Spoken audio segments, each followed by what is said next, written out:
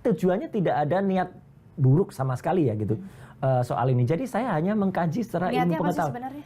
Mengkaji secara ilmu pengetahuan dan kejujuran aja. Tapi perhatian banget ya sama Pak Jokowi. Loh enggak, jangan hanya Pak Jokowi dong. Siapapun nanti kalau ijazahnya nggak benar, ya. Saya pernah cerita nggak ada pepatah. Tapi kan yang bikin heboh ini. Loh enggak, ada yang lebih heboh lagi nanti. Kacang mongso ninggal no lanjaran, itu peribahasa Jawa. Buah itu jatuh tidak jauh dari pohonnya.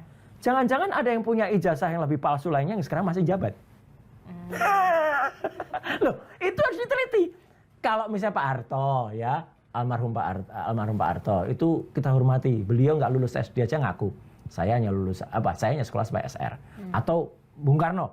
Ya, wah itu jelas dia kuliahnya dulu di Bandung Technische Hochschule. Itu ITB.